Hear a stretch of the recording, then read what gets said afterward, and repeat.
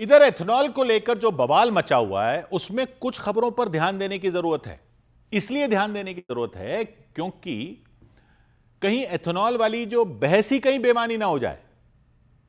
सौ बात की एक बात यह कि क्या पेट्रोल में एथेनॉल मिलाने की आगे जरूरत पड़ेगी भी या नहीं, क्योंकि लोग गाड़ी कोई 1-2 साल के लिए तो लेते नहीं है, 5-10-15 साल के लिए गाड़ी या बाइक लेती है पब्लिक। इसलिए एथेनॉल को लेकर इतने सवाल भी हो रहे हैं और इतना बवाल भी हो रहा है।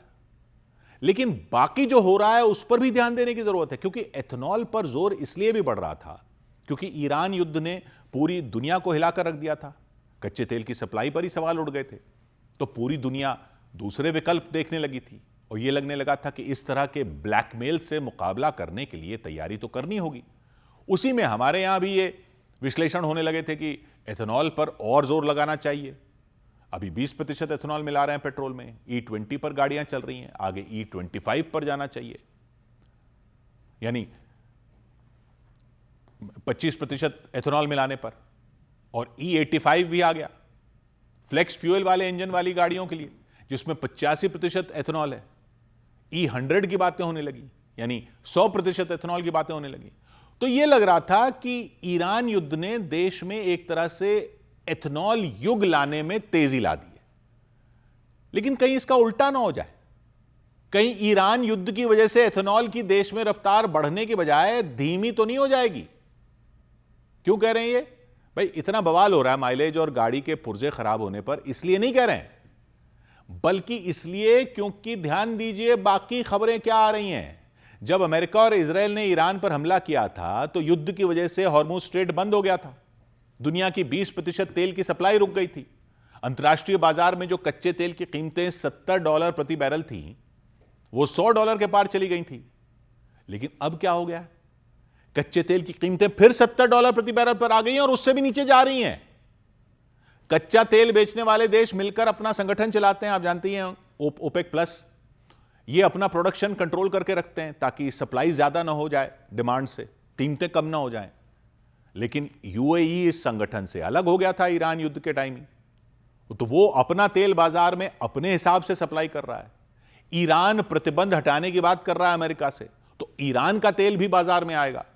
रूस को यूक्रेन युद्ध की वजह से पैसे चाहिए तो रूस का तेल भी मिल रहा है बाजार में, और अमेरिका उसको भी रोकने की हालत में नहीं है। यह हालत है कि सऊदी अरब भी अपने कच्चे तेल पर डिस्काउंट दे रहा है। तो कहां तो कच्चे तेल की शॉर्टेज की हालत थी, ये तो उल्टा ज्यादा सप्लाई आ रही है बाजार में और दाम गिरे ही जा रहे हैं। भारत में पेट्रोल डीजल के दाम अभी भले ना गिरे हों, लेकिन अंतर्राष्ट्रीय बाजार में तो गिरते जा रहे हैं। यह तो हुई एक खबर जिस पर ध्यान देने की जरूरत है। दूसरी जो खबर इससे जुड़ी हुई है वो ये कि ईरान युद्ध ने लोगों को इलेक्ट्रिक गाड़ियों की तरफ मोड़ना शुरू कर दिया है। दिल्ली की राज्य सरकार ने तो पॉलिसी ही निकाल दी कि आने वाले सालों में 3 व्हीलर भी सिर्फ इलेक्ट्रिक होंगे, फिर 2 व्हीलर भी सिर्फ इलेक्ट्रिक होंगे, और कारें भी बहुत सारे लोग अब इलेक्ट्रिक ही लेने लग गए हैं। तो यह पॉलिसी तो उस तरफ जा रही है।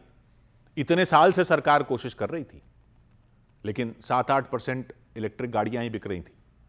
लेकिन ईरान युद्ध हो गया तो मई और जून में तो इलेक्ट्रिक गाड़ियों की बिक्री कुल बिक्री के 11% को पार कर गई है, और यह आंकड़ा बढ़ता जा रहा है। पहले लोगों को यही डर रहता था कि इलेक्ट्रिक गाड़ी ले तो नहीं, लेकिन रास्ते में चार्ज करने की जरूरत पड़ गई तो कहां चार्ज करेंगे। तो पहले सरकार पूरे देश में चार्जर लगा दे तब लेंगे गाड़ी। लेकिन भारत में क्या होता है, जो पहले से होता आया है वही इस केस में भी होता दिख रहा है कि पैर पहले फैला दो, चादर उसके बाद खींच लेंगे। सड़कों के केस में भी यही हुआ था। 1980 के दशक से पहले पब्लिक को सड़कों की चिंता नहीं रहती थी, क्योंकि कार तो होती नहीं थी किसी के पास, बस में चलते थे, सड़क से क्या मतलब। लेकिन मारुति आई तो सबने कार लेना शुरू कर दिया।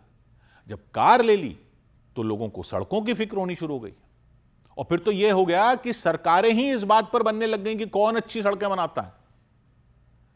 ऐसे ही लग रहा है लोग इलेक्ट्रिक गाड़ियां ले लेंगे और फिर चार्जर लगाने को लेकर हाय तौबा मचेगी कि अब चार्जर लगाओ, फिर अपने आप चार्जर भी लग जाएंगे जगह जगह। और ये तो भारत लेट है इस मामले में। चीन में तो 55% गाड़ियां इलेक्ट्रिक ही बिक रही हैं, ये तो शायद आप जानते हो। लेकिन ये ज्यादा लोग नहीं जानते कि दुनिया में सबसे ज्यादा नई गाड़ियों में इलेक्ट्रिक गाड़ियां कहां बिक रही हैं आजकल। हैरान रह जाएंगे आप सुनकर। नॉर्वे जैसे यूरोप के छोटे देश को छोड़ दो तो पता है आपको सबसे ज्यादा इलेक्ट्रिक गाड़ियों का हिस्सा किस देश में है? नेपाल में जी नई गाड़ियों में 76% गाड़ियां नेपाल में इलेक्ट्रिक बिक रही हैं।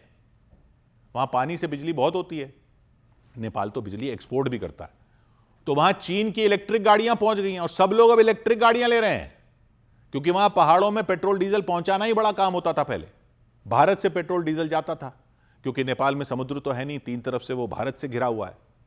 लेकिन अब वो भारत से पेट्रोल डीजल आने पर उतना निर्भर ही नहीं रहेगा। चीन में बनी हुई इलेक्ट्रिक गाड़ियों ने पूरे मार्केट पर कब्जा कर लिया वहां पर। पाकिस्तान में भी तेजी से ये होता जा रहा है। पाकिस्तान की प्रॉब्लम बस ये है कि वहां बिजली नहीं है उतनी, तो वो अलग मसला है।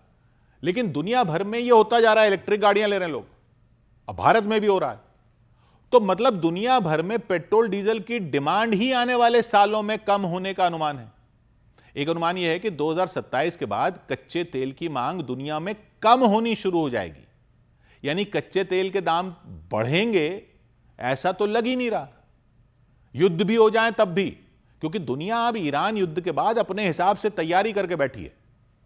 और भारत के एथेनॉल का आंकड़ा यह है कि जून में तेल कंपनियों ने एथेनॉल 71 रुपए प्रति लीटर के हिसाब से खरीदा है, जबकि पेट्रोल उससे सस्ता आ रहा है बाहर से, और होता ही जा रहा है सस्ता।